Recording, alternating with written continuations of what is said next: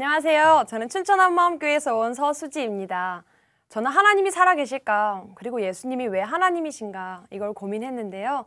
저는 모태신앙이어서 어렸을 때는 당연하게 이걸 받아들였어요. 근데 머리가 점점 크니까 의문이 점점 들더라고요. 왜 예수님이 하나님이고 하나님이 살아계신 걸 어떻게 할 수 있을까? 저는 이 질문의 답을 저의 뜨거운 마음에서 찾으려고 했어요. 저는 중학교 1학년 때 처음으로 대형 연합 수련회에 참석했어요. 그때 패션 오브 크라이스트라는 영화를 봤는데요. 예수님이 저의 죄를 위해 처참하게 돌아가시는 거예요. 이야, 하나님이 나를 이렇게 사랑하셨구나, 나 이렇게 사랑하셨구나 하니까 막 감격이 되고 눈물이 나더라고요. 하나님이 정말 살아계시다 그런 생각이 들더라고요. 그런데 집으로 돌아오니까 며칠이 지나지 않아서 언제 그랬냐는 듯이 마음이 식어지는 거예요. 또 많은 부흥회와 수련회를 참석해봐도 길면 3일, 짧으면 하루 만에 모든 마음이 식어지더라고요. 그래서 어떻게 하면 이 뜨거운 마음과 감격을 유지할 수 있을까, 이게 항상 고민이었어요. 그러던 중에 학교에서 어떤 시를 배우게 됐는데 그 시는 부처를 사랑하는 마음을 표현한 한 불자의 시였어요. 근데 그 시를 읽고 저는 너무 충격을 먹었어요. 왜냐면 신과 인간 간의 그 뜨거운 사랑의 교류는 하나님이 살아계셔서 하나님만 줄 수 있는 거고, 그런 감격이 있으니까 하나님 살아계시지 그렇게 생각했는데 그 시를 보니까 완전 감격의 도가니인 거예요. 그걸 보고 제 안에는 이런 의심이 들었습니다. 혹시 내가 믿고 있는 하나님도 만들어진 신이 아닐까? 혹시 내가 없는 하나님 만들어서 찬양하고 기도하고 눈물 흘리면서 북치고 장구치고 있는 거 아니야? 하는 생각이 들었어요.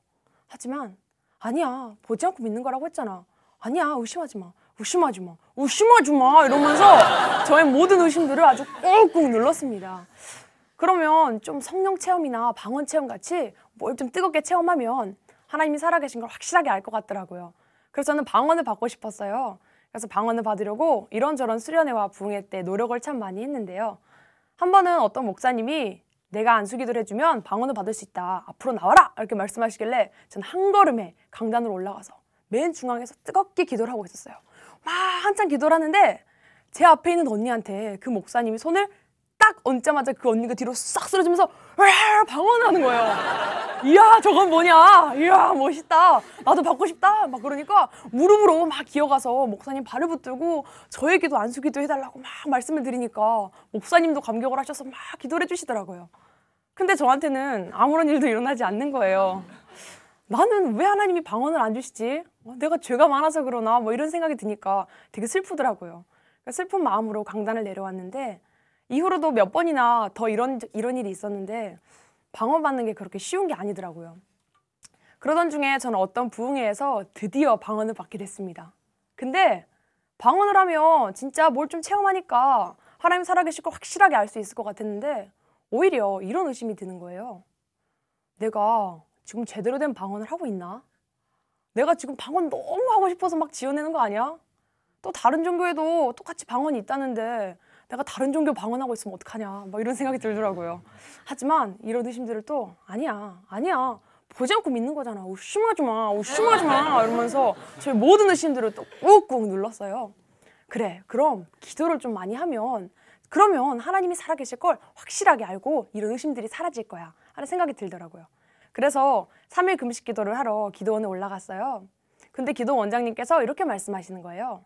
야, 대충 기도에서는 하나님이 절대 안 만나주시고 소경 바디메오처럼 간절하게 기도해라. 그러면 하나님 만나주신다. 아, 뜨거운 기도 그거구나. 그래서 제가 정말 예수님 손목 한번 잡아보려고 3일을 부르짖고 또 부르짖었어요. 다윗의 자손 예수여, 저를 불쌍히 여기소서, 제발 저를 불쌍히 여기소서 이러면서 3일을 그렇게 꺽꺽 울면서 기도를 했어요. 그런데 저한테는 아무런 일도 일어나지 않는 거예요. 그래서 또 슬픈 마음으로 기도원을 내려왔는데 또 이런저런 생각이 들면서 머리가 복잡하더라고요. 하지만 또 아니야, 보지 않고 믿는 거라고 했잖아. 아니야, 보지 않고 믿는 게 진짜 믿음이야. 아니야, 의심하지 마 이러면서 제 모든 의심들을 또 꾹꾹 눌렀어요. 그러던 중에 저는 학교에서 창조과학이라는 걸 알게 되었는데요. 창조과학이라는 건 창세기에 믿을 수 없는 천지창조나 노아의 방주 같은 이야기가 과학적으로 고고학적으로 증명이 된다는 거예요. 이걸 딱 아는데 아, 이거다 싶더라고요. 왜냐면 창조론이 진짜 맞으면 하나님이 살아계시다는 생각이 들더라고요. 그래서 확신을 가지고 공부도 깊게 했어요. 그런데 확신에 넘치던 중에 제 마음에는 턱턱 걸리는 의문들이 있었는데요. 분명 성경의 말씀에 오류가 없고 정말 하나님이 살아계신 것 같긴 한데 신약에 계신 예수님에 대한 믿음이 생기질 않더라고요. 구약에 천지를 창조하셨다는 여호와 하나님, 그건 믿어지는 것 같은데 신약에 계신 예수님이랑 매치가 안 되니까 이런 의심이 들더라고요. 예수님은 33세에 십자가에 달려 죽은 이스라엘 청년이다. 그런데 왜 하나님일까? 예수님의 12제자가 자기 스승을 너무 존경한 나머지 하나님 만들어버린 거 아니야? 훌륭한 유태인 랍비에 그칠 뻔한 사람을 하나님으로 만들어버린 희대의 사기극이 아닌가 하는 생각도 들더라고요. 또 마침 다빈치 코드라는 책과 영화가 나오면서 저의 이런 의문은 더해갔습니다. 하지만 아니야 예수님 하나님이야, 예수님 하나님이야, 의심하지 마 이러면서 저의 모든 의심들을 꾹꾹 눌렀어요. 저는 사람이 죄인이니까 죄성이 있어서 의심을 한다고 생각을 했기 때문에 누구나 다 이런 의심을 하면서 신앙생활을 하는 줄 알았어요. 뭐 마음이 뜨거울 땐 저도 의심하지 않고 누구나 의심하지 않지만 마음이 좀 식어지면 누구나 한두 번은 이런 의심할 수도 있지, 그렇게 생각을 했던 거예요. 그래서인지 저는 이런 의문이나 의심을 부모님을 비롯한 누구에게도 이야기하지 않았고 저는 겉으로 봤을 때는 아주 하나님 잘 믿고 신앙생활 잘하는 크리스천이었어요.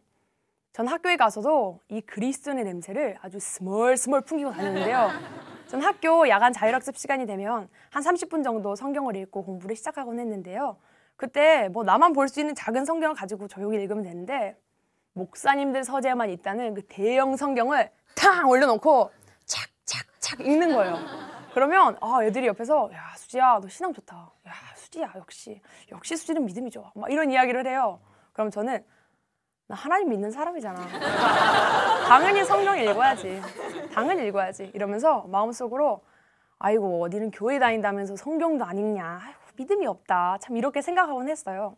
또 애들이 고등학생이니까 뭐 신앙이나 아니면 성경 문제를 저에게 막 상담을 해요. 그러면 전 애들한테 야 내가 새벽 3시까지 기도하니까 나한테 기도 제목 내, 나한테 기도 제목 내면 다 응답받아 이러면서 자부심을 갖기도 했어요.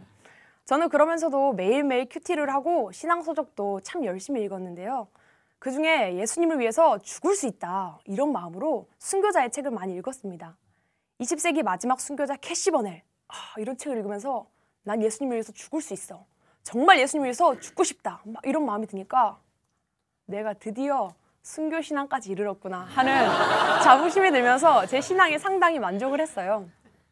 그런데 저의 이 신앙은 위기를 맞닥뜨려야만 했는데요. 그건 수능이 끝나고 점수가 나온 이후였어요. 사실 저는 나름 하나님의 꿈이라고 생각을 하면서 중학교 2학년 때 하나님께 소원을 한 게 있거든요. 하나님, 내가 의사가 돼서 정말 이 대한민국에 없어서는 안 되는 3% 소금 같은 사람이 되겠습니다. 하나님, 그리고 제가 아프리카, 인도 어디든지 의료 선교 가겠습니다. 저를 꼭 의사로 만들어주세요. 그렇게 기도를 하고 그에 걸맞게 공부도 참 열심히 했거든요. 그러면서도 저는 고등학교 3학년까지 중고등부 찬양단 리더를 하고 월요일이 시험이어도 주일은 거룩하게 지켜야 되잖아요. 그래서 주일은 하루 종일 예배를 드리고 공부를 하지 않으며 성경을 읽었어요. 또 매일 저녁 기도를 하고 성경을 읽으니까 제가 봐도 제가 너무 기특하더라고요. 하나님 보셨을 때도 참 기특하게 생각하시고 저를 꼭 의대에 보내주실 거라는 굳은 믿음이 있었어요. 근데 최악의 성적이 나온 거예요.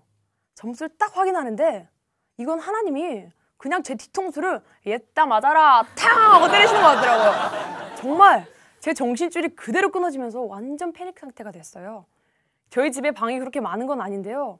방울방울 미친 듯이 소리를 지르며 막 뛰어다니는 거예요. 방문을 열면서 으아 하면서 온 집안을 그렇게 미친 듯이 돌아다니니까 옆에 있는 엄마가 막 걱정이 되셔서 따라 들어오시는 거예요. 제가 문을 딱 잠그고 들어 누워서 이 상황이 너무 기가 막혀서 웃다가 너무너무 화가 나더라고요. 그래서 으악 소리 지르다가 으하하하 소리 지르다가 으악 소리 지르다가 막 미친 듯이 반복하니까 엄마가 밖에서 들으셨을 때 완전 미친 줄 알고 막 달칵달칵달칵 문을 열고 탁 들어오시는 거예요. 근데 제가 엄마를 보는데 이 안에서 알 수 없는 분이 끓어오르면서 엄마를 딱 째려보고 저 안 미쳤어요. 그렇게 이야기하니까 엄마가 너무 놀라시면서 막 눈물 흘리시면서 그래 수지야 미치면 안 되지 막 그러시더라고요. 정말 너무 충격이었어요. 제 신앙의 모든 근본이 흔들리는 순간이었습니다. 어떻게 이럴 수가 있을까? 내가 공부도 그렇게 열심히 하고 그렇게 열심히 하나님을 섬겼는데 어떻게 이러실 수가 있나 하는 원망과 의심이 마음에서 폭발을 했습니다. 저는 막 십자가 앞에서 제자들이 싹 다 도망갈 때 야, 참 믿음이 없다. 야, 참 의리가 없고 믿음이 없다. 그렇게 생각을 했었는데요. 제가 딱 그러고 싶더라고요. 정말 이 마음에서 원망과 의심이 걷잡을 수 없이 들더라고요. 사람들은 하나님이 더 좋은 길로 인도하시려고 점수가 나오지 않은 거라고 막 위로를 해요. 그럼 저도 밖으로는 아멘, 아멘. 하나님이 제일 좋은 길로 인도하시려고 그러죠. 이렇게 이야기했어요. 정말 믿어서라기보다 그렇게라도 이야기하지 않으면 제가 너무 초라해질 것 같더라고요. 제가 그때 막 공책이면 공책, 책이면 책, 무슨 의대 1, 2학번 서수지 꼭 간다 막 이렇게 써놓고 애들에게 엄청 떠벌렸거든요. 근데 막상 점수가 안 나와서 못 간다는 말은 차마 못하겠어서 하나님의 인도하심이지 이런 변명으로 숨어보려고 했던 거예요. 하지만 제 안에는 이미 꾹꾹 눌러놨던 이 모든 의심과 원망이 다 폭발하고 정말 머리가 너무너무 복잡하더라고요. 그리고 예수님에 대해서 생각만 하려고 하면 온갖 의심이 다 들어서 정신이 없을 정도였어요. 그때부터 저는 드라마와 영화, 판타지 소설, 스마트폰에 완전 중독돼서 빠져들었는데요. 매일매일 새벽 4시가 넘도록 캄캄한 방에서 PMP로 영화와 드라마를 보고 판타지 소설을 눈이 빠져라 읽는 거예요. 그러다가 새벽 4시쯤 부모님이 새벽 기도하실 시간이 되면 전 들킬까 봐 그제서야 잠자리 들곤 했어요. 그러면서도 매주 꼬박꼬박 교회에 갔고 찬양단도 계속 했습니다. 왜냐면 그때까지 제가 쌓아온 이미지가 있잖아요. 야, 수지는 믿음이 좋아. 아, 수지라면 수지니까. 야, 수지는 믿음이 좋아. 이런 이야기를 많이 들었는데요. 수지 신앙 한 방에 무너졌다. 이런 이야기는 듣고 싶지 않더라고요. 그래서 그렇게 이중적인 신앙생활을 했던 것 같아요. 하지만 제 마음은 이미 무너져 있었습니다. 저는 그렇게 춘천교대에 오게 되었고요. 아버지께서는 제가 외지로 가면 위험하다고 하시면서 춘천 한마음교회에서 운영하는 대학생 기숙사로 들어가라고 하시더라고요. 그래서 저는 자의반 타의반으로 들어오게 됐고 새벽 기도를 함께 하면서 말씀을 들었어요. 근데 처음에는 뭐가 뭔 말인지 잘 모르겠더라고요. 그런데 점점 새벽 기도를 함께 하면서 말씀을 들으니까 점점 말씀이 들리더니 저는 저의 신앙에 어떤 문제가 있었는지 정확하게 알게 되었습니다. 그렇게 하나님을 사랑한다고 정말 순교자의 책을 읽으면서 눈물을 흘리면서 주를 위해 죽을 수 있다 고백했던 게 진심이었거든요. 그런데 왜 나는 내가 용납할 수 없는 한계 상황에 딱 처하고 정말 하나님의 뜻과 내 뜻이 정확하게 엇갈리니까 내 마음에서 미련 없이 하나님을 버렸나, 이게 저도 의문이었거든요. 그런데 저는 그 답을 사도행전 17장 31절 말씀에서 찾을 수 있었어요. 사도행전 17장 31절 말씀에 보니까 하나님께서 예수님을 죽은 자 가운데서 다시 살리신 것으로 모든 사람에게 믿을 만한 증거를 주셨다는 거예요. 하나님의 증거가 있다는 말씀을 듣는데 나는 지금까지 무슨 증거로 하나님을 믿었나 하는 생각이 들었어요. 생각을 해보니까 내 나름의 감격, 내 나름의 체험, 이런 내가 기준이 되는 사람의 증거로 믿었다는 걸 알게 됐습니다. 그랬기 때문에 내가 흔들리니까 기준이 흔들리고 결국엔 예수님은 부인하고 모른다고 할 수밖에 없었더라고요. 그런데 예수님의 부활이 하나님의 증거라는데 저는 사실 하나님의 증거가 있다는 말도 처음 듣고 예수님의 부활이 그 증거라는 말도 처음 들어서 이해가 잘 안 되더라고요. 근데 어떤 형제님께서 어떤 지체분이랑 교제하시는 걸 함께 하면서 저는 왜 예수님의 부활이 하나님의 증거인지를 정확하게 알게 되었습니다. 그분이 이렇게 이야기하시더라고요. 형제님은 아마 제 딸을 잘 모르실 겁니다. 한 번도 본 적이 없으니까요. 근데 만약 제가 형제님과 약속을 하기를 내일 오후 5시에 한마음교회 정문 앞으로 제 딸을 보내겠다고 약속을 하고 한쪽은 반팔티, 한쪽은 긴팔티 입히겠다고 약속을 하고 한쪽은 샌들, 한쪽은 운동화를 신기겠다고 약속을 하고 그 약속대로 제 딸을 입혀서 보낸다면 아마 형제님은 쉽게 제 딸을 찾으실 수 있을 겁니다. 그러니까 그렇겠다고 하시더라고요. 그런데 하나님께서도 하나님의 아들을 이 땅에 보내실 때 그냥 보내신 게 아니라 약속대로 보내셨다는 거예요. 그리고 그 약속이 구약 성경에 가득 기록이 되어 있다는 거예요. 구약 성경의 많은 예언들이 하나님의 약속이라는 거예요. 그러면 그 많은 약속들 중에 하나님이 오셨다, 이거를 단번에 알 수 있게 하는 그런 약속이 있을 거고, 그 약속이 정말 이루어졌는지가 중요하겠더라고요. 그런데 하나님께서는 그 누구도 흉내낼 수 없는 독보적인 약속을 하셨더라고요. 하나님이 이 땅에 오셔야만 이루어질 수 있는 약속을 하셨더라고요. 그게 바로 죽음을 이기는 부활의 예언이었습니다.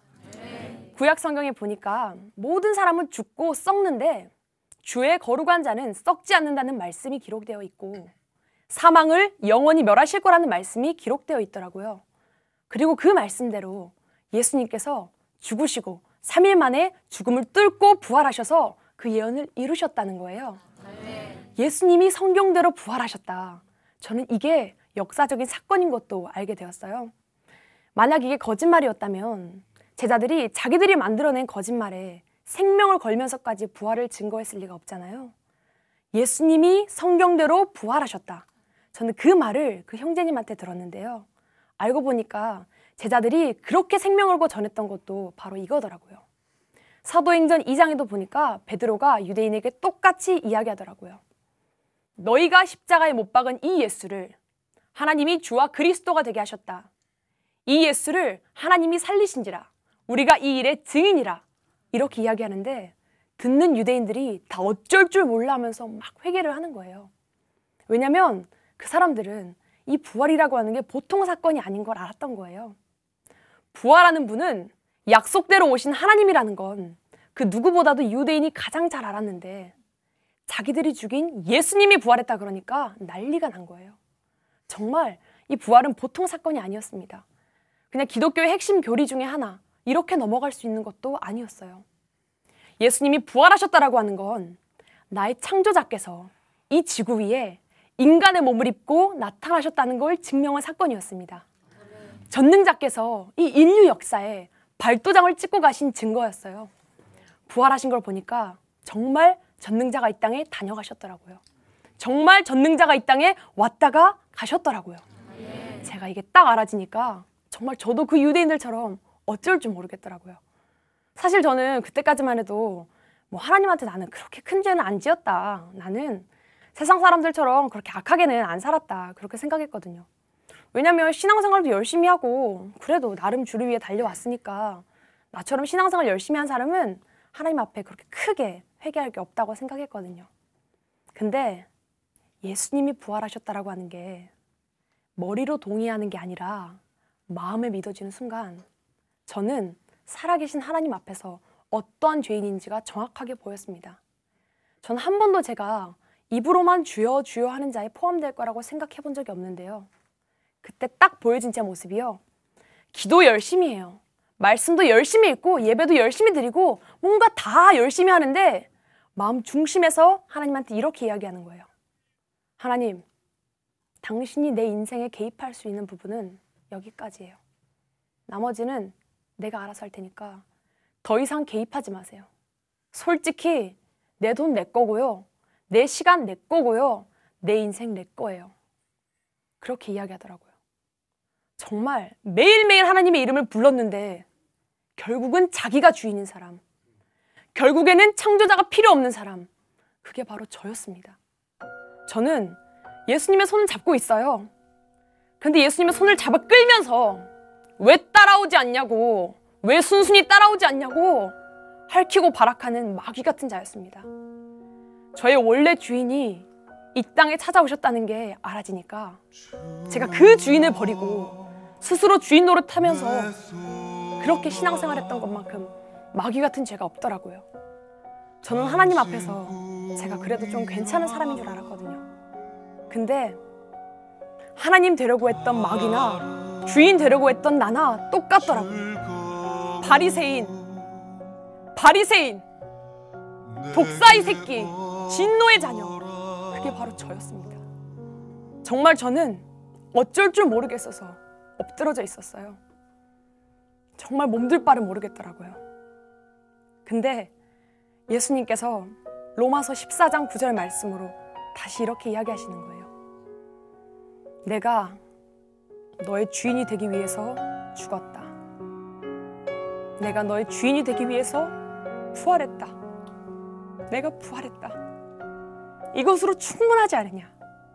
내가 부활했다는 것으로 충분하지 않으냐? 이제는 내가 너의 참 하나님이 되고 너의 인생의 진정한 주인으로 들어가도 되겠느냐? 그렇게 물어보시는데 저는 그 앞에서 제 온 마음을 찢으면서 제가 주인을 버리고 스스로 주인 노릇했던 그 악랄한 죄를 회개하고 저의 주인 되시기 위해 죽으시고 부활하신 예수님을 저의 마음의 주인으로 모셨습니다. 그리고 저는 그때까지 의문이었던 하나님이 살아계실까? 예수님이 하나님이실까? 이 질문도 확실하게 답을 얻었어요. 예수님께서 부활하셨기 때문에 더 이상 의심하거나 흔들릴 수가 없었습니다. 예수님이 이렇게 저의 주인이 되시니까 저의 모든 생각과 가치관과 판단과 모든 결정이 저의 주인 되신 예수님의 말씀에 따르고 싶더라고요. 예수님께서 부활하시고 승천하시기 전에 제자들에게 부활의 증인이 되라 하는 말씀을 하셨더라고요. 제가 그 말씀을 딱 읽는데 하나님께서 죽어 마땅한 이 바리새인에게도 부활의 증인이 되게 하셨구나. 이게 너무도 감사하더라고요. 그래서 저는 제가 다니고 있는 춘천교대 캠퍼스와 버스, 지하철, 길거리 그 어디가 되었든 간에 부활하신 예수님을 전하고 있습니다. 제가 다시 전능자를 뵐 때까지 저는 하나님께서 모든 사람에게 주신 믿을 만한 증거, 너무도 기쁜 소식, 너무도 기쁜 예언의 성취, 부활하신 예수님을 증거하는 부활의 증인의 삶을 살겠습니다. 감사합니다.